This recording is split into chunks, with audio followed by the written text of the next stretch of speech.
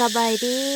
สบายดีเบานูนสบายดีเลยสบายดีพ่อแม่พี่น้องFCทุกคนที่เข้ามาชมคลิปวิดีโอของสาวนกเนาะคลิปนี้ก็เป็นคลิปที่สาวนกจะอ่าพาทุกคนมาลมลิ้นกับเบานูนเนาะห้ามเบานูนเรื่องที่เบานูนได้หาไอ้ยงไปป้าไปเก็บอันมะม่วงมันเนาะ เอออันเป็นเสยดายก็ได้ยินอันไอ้นู่นว่าอันอียงไปแล้วอียงให้มาทีหนึ่งไปแล้วบอเป็นประโยคให้ไปฮอนหัวเราให้ไปฮอนอันปิ้นหูอันบนตุ๊บอันปลุกไว้ให้อีพ่ออีแม่หั่นน่ะไปฮอนหันเราให้ไอ้นู่นเป็นคนเจี้ยวทีหนึ่งเจียไปฮอตจนมกมองหัน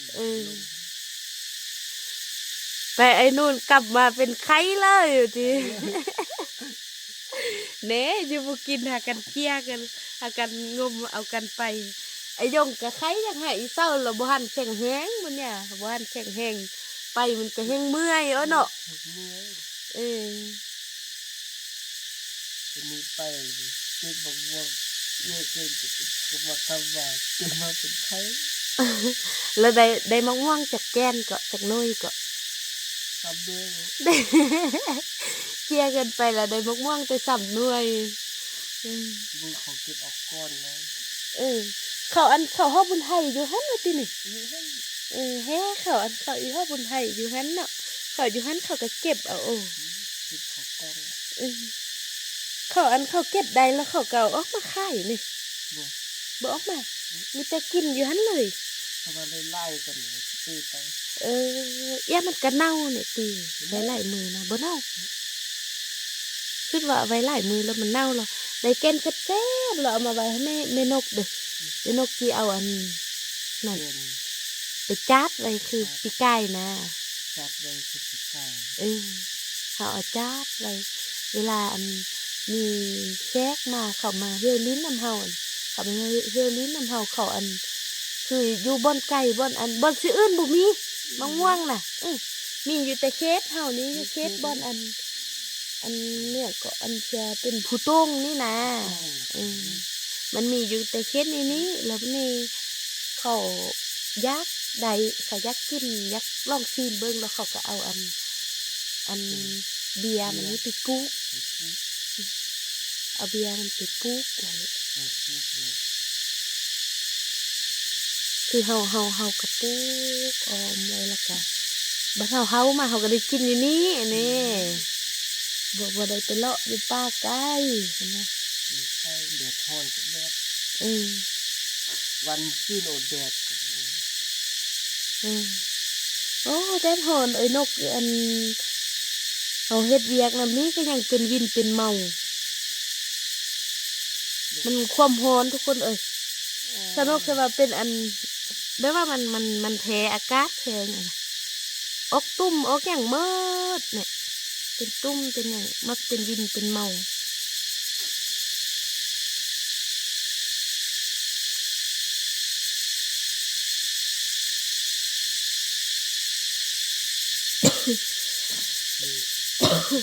ซึ่งแล้วเขามาพากันเป็นไข้เป็นไอเบิดเนาะเฮาก็ได้เนาะเขาจุหันกับเป็นไอจังน้อยกะเฮาปัวกันวิธีเศร้าแล้วก็จุนั้นเอาไข่ออกมาใส่อีกติ้มแหละคือไม่มีเศร้าไอ้นู่นเนี่ยไปติดไข่นำเข้ามา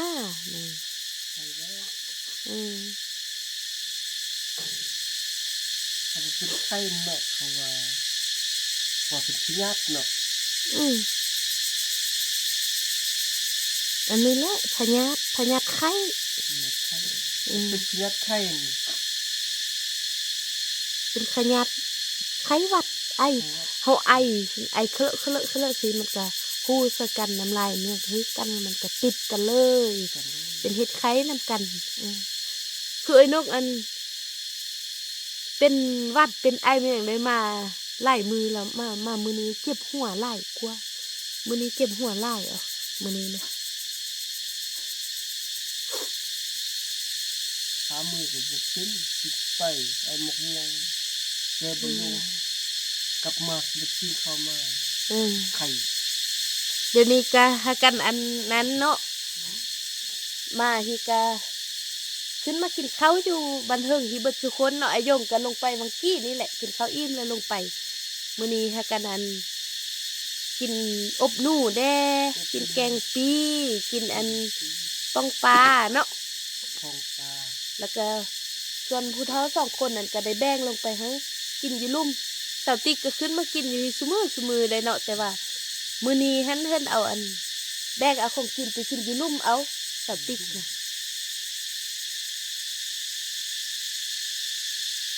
ลงไปสวยปานนั้นก็บ่ลุกเนาะจะให้อีลูก จะให้อีลูกแล้วมาเอาของกินกลัวจะกินยามแล้วมันเริ่มขี้คร้านแล้วเลยเนาะวันนี้เราไอ้นู่นจีอันนึ่งเขาอยู่ลุ่มเนาะ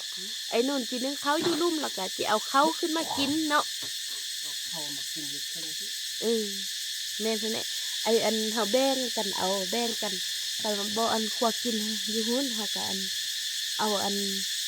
นึ่งเขาปะไว้อยู่อันบรรลุมหุ้นแล้วก็ขึ้นมากินข้าวอยู่ฮิมาครัวกินซุ่มกันอยู่ฮิก็ได้บ่เป็นหยังแล้วว่าคันหาว่าเขาก็ให้อยู่ฮินึงครัวกินก็อยู่ฮิครัวเหรอมันสิเป็นขี้คร้านมันสิยามแล้วมันจะสิเป็นขี้คร้านคือสติ๊กสติ๊กคือกันสิหานึ่งเขาอยู่หุ้นมื้อนี้น่ะมื้อนี้หาว่านึ่งก็มื้อนี้น่ะทำอิดให้แม่นเริ่มต้นอันถ้าเอาเขาขึ้นมากินถ้าเอาเขาขึ้นมากินล่ะนึ่งป่านล่ะบ่เอาขึ้นมากินน้ำเฮาแต่เอามาแล้วลืมไปลืมมาแล้วมื้อนี้แค่นับหานึ่งกินหานึ่งอยู่ลุ่มนึ่งแล้วหาเอาอันเขาขึ้นมากินเฮิงนี่แล้วเพิ่นตักเอาของกินไปกินอยู่ลุ่มเอาก็ย่าบ่เป็นหยังเนาะกันเราอันนั้นก็มีแต่สิหั่นหาเอาอัน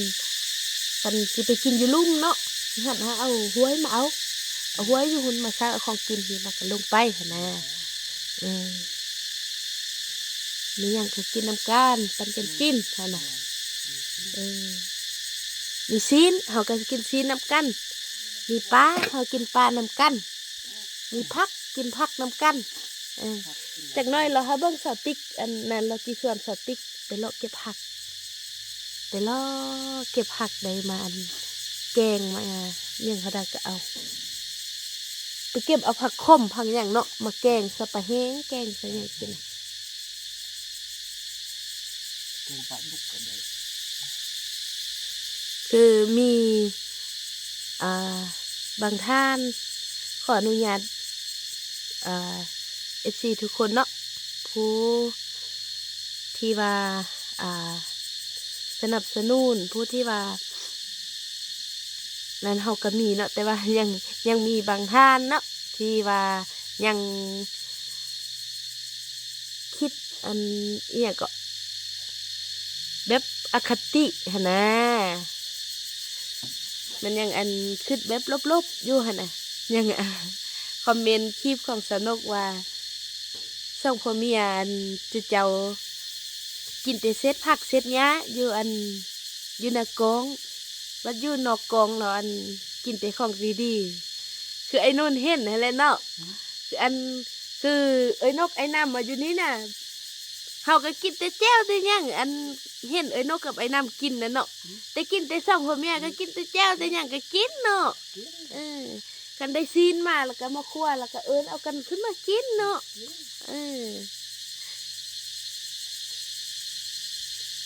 ก็บ่แม่นว่าเฮาจีสุกจีเสื่องกินหน้ากองหลังกองอีหยังเด้อทุกคนเเฮาก็กินตามที่เฮามีเนาะคือว่าหั่นแหละบ้านนอกบ้านนาเฮาแล้วก็อีกอย่างก็มัน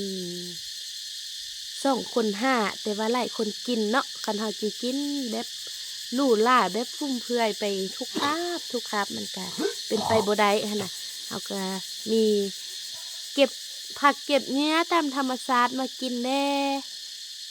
กินซีนกินปลาไปแด่ปะปนกันไปหั่นน่ะเฮาก็กินสับเปลี่ยนสับปนกันไปสิเฮาว่ากินแต่ แต่ผักไปเรื่อยๆเฮาก็ขึ้นไปบ่ได้เนาะเฮาก็ต้องมีศีลมีหยังมาเมือแด่กินศีลกินผักกินอีหยังไปที่จริงอาหารธรรมชาติแบบอันนี้มันก็แซ่บมันก็นั่นได้ทุกคนเอ้ยคือเขาเบ้านู่นเขานั้นคือกันเนาะกินซื้อป้ามาให้เข้าสินะซื้อแต่ป้าแต่ซีนบ่เอาผักบ่เอาหยังมาก็คืออยากผักก็มีเนาะก็คือเฮาเห็นนั่นแหละเขาจะเอามาอยู่นำเฮาแด้แล้วก็คืออยากกินเครื่องปลาของดงแล้วก็ไปหาเครื่องปลาของดงมากินน่ะเนาะเออเฮาก็กินสับปนกันไปมื้อใดมีแก้วเฮาก็กินแก้วนำกันมื้อใดมีซีนขวซีนกินนำกันอืมได้ซีนมาบางเทื่อโลนึงก็ปัดไว้ต้นนึง2ผัวเมียเหลือนั้นเอาไปให้อันเขาต้องเรื่องอยู่ลุ่มกินนะ2ผัวเมียได้เขาแต่เอามื่อหักก็เอา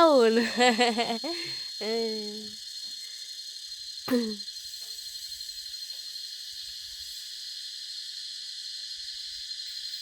เบิ่งแยงกันไปคือกับคนในครอบครัวค่ะนี่แหละทุกคนถึงว่าบ่แม่นเชื้อแม่นไส้เดียวกันกับเฮาแต่ว่าเขาเจ้าก็เป็นคนคือกับเฮาเนาะฉะนั้นเฮาก็เบิ่งแยงกันไปหั่นแหละ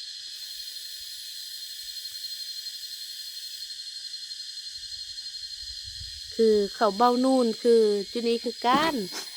เขาไปป้ามาได้ของอยู่ของกินมาช่วงบ่มีอันคนอยู่แย่เนาะช่วงบ่มีคนอยู่แย่แล้วได้ของกินมาเราก็มาแบ่งให้คือมื้อนั้นเนาะได้มะม่วงมาเบ้านู่นก็เอามาอันแบ่งไว้ให้อันเพิ่นแบ่งมาไว้ให้แม่นกแด่แบ่งไปให้ลูกชายแด่ได้เห็นเฮ็ดน่ะแบ่งไปให้แม่แพทย์แบ่งไปให้แม่มีแบ่งอันไปขายนี่เราเฮ็ดน่ะเอาไปขายได้เงินมาแล้วก็มาให้ลูกนี่มาปั่นให้ลูกอันเอาไว้ซื้อขนมนี่เนาะเอาให้สติ๊กขนาดก็เอาให้สติ๊กไว้นะ20,000นี่เบอร์12ใบเออจักซั่นแหละเฮาได้เงินได้คำมาเฮาก็เอาอันเฮาบ่ได้อยู่นำเมียเฮาก็เอาให้ลูกเอ้าจนชาติลูกแรงสิอยากกินค่ะแม่นกก็ยกไปแม่นกจีอันไปเอายาเอาเมี่ยงมาให้อันนั้นนี้กินได้คือยาเป็นไอยาเป็น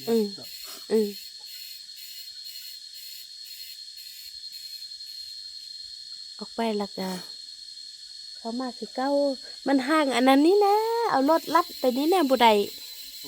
แม่นกเอารถจักรมามื้อนั้นมาดับอยู่หันได้ชั่วโมงนึงอยู่ห้วยนำเข้าหัวเฮียนนั่นหาอันอีไข่มาเซ็ตกะบ่มีอันไข่บ่เนี่ยแม่นกกะอันทอดฟ้าอันนั้นหันมันออกแล้วแม่นกก็ค่อยยันเป็ดแล้วก็เซ็ตไปนำทางยันทางเซ็ตได้ชั่วโมงนึงจังได ดีว่ามันบ่ค่ำอยู่หันว่าอันไปหมดเตือนนี่มันบ่เลิกเนาะยังเลิกอยู่เลิกอยู่ปีนี้มันเป็นอย่างคือว่ายังเลิกอยู่ว่าเป็นยามพ่นนะเนาะมันฝนตกแด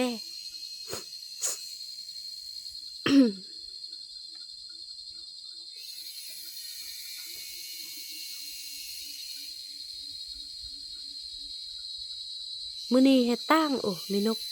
เจ็บหัวหลายเอามื้อนี้คืนนี้เจ็บหัวอีบุญมีก็ไข้กินยาอยู่นี่เอ้ยเป็นหวัดไอ้นู่นไปฮอดอันนั้นหั่นเราให้ตินี่ให้เจียอันบัดมาก็ได้เจียมาลูกชิ้นเขาใครเด้ได้ขี่รถซิ่งเนาะซะอันมันไปฮอดใส่ให้ก่อนแล้วมันให้น่ะกายอันนั่นน่ะกายหุ่นเพราะว่านั่นต่อไปขึ้นภูบัดขึ้นภูเนาะไปฮอดตีนภูแล้วเมื่อยไหลขึ้นงอจิขึ้นแล้วให้บ่แม่นให้ยักเขาบ่แม่นให้หยังติให้เมื่อยให้เมื่อยเนาะเมื่อยไหลแล้วให้ว่าติใ ให้ไปบ่ร้อนแล้วไอ้นู่นเจี้ยขึ้นไปเลยบัดนี้ แกก็ฮอดทึ่งกุกม่วง ป้าดไอ้นู่นก็เก่งขนาดเนาะ เอ กิน อ หมักม่วงหั่น เฮ้ยอยู่บ่กินหากันชวนกันไป ไปแล้วลงมาแล้วก็ฮอดตะแรงแกมาฮอดต้นค่ำ อืม เมาเป็นคือเป็นวินเนาะ อืมเฮ้ยไอ้นู่นเป็นไข้เด้บัดก็กลับมาแล้วเป็นไข้เนี่ยเบานู่นก็อยู่บ่สบายเด้พากันเป็นไข้กลับคืนมา เขาอยู่พุ่นเป็นไข้หมด อืมนี่เขาไปเขาก็ติดไข้นํคืออันเขาออกมาเบิดทุกคนนี่นะมาก็เอาไข้มาติดเขาหันเอ้ยนกลงไปเหี่ยวไปหากะมาติดเอ้ยนกนี่ไปบ้านไปติดอีบุญมีหุ่นเนี่ยไข้น่ะหากันเป็นไข้หมดอืม มาบ่เป็นไข้มา อืม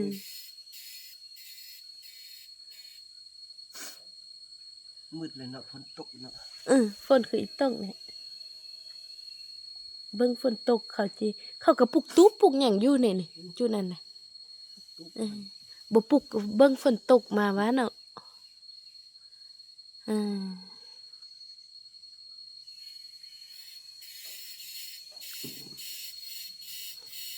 จังซั่นเลยนะทุกคนเอ้ยถ้าหากว่าสาวนกได้เว้าอันใดผิดพลาดประการใดก็ขอโทษขออภัยกับทุกท่านในนาทีนี้ด้วยเนาะเบานู่นกะจีลงไปฮักฮ้อนบ่ลงไปฮักฮ้อนติหรือว่าจิลิ้นอยู่หิ ไปนักลุง เออนอนก็นอนฮักฮ้อน แล้วเอาไปบ้าน เออออกไปก็ได้อันขี่รถลัดไปนี้เนาะรถทีบให้อยู่ข้ามได้แม่นกเอารถจักรว่าอันหัวเหียนมันเปียกเออจักซั่นเลยนะทุกคนเนาะเดี๋ยวคลิปนี้สาวนกก็จะได้ขออนุญาตจบคลิปกันเพียงเท่านี้ก่อนทุกคนเอ้ยแล้วพบกันใหม่ในคลิปต่อไปเนาะเฉพาะคลิปนี้สาวนกกับเบานูนขอกล่าวคำว่าสบายดีเด้อไอ้นูนบ๊ายบายเออ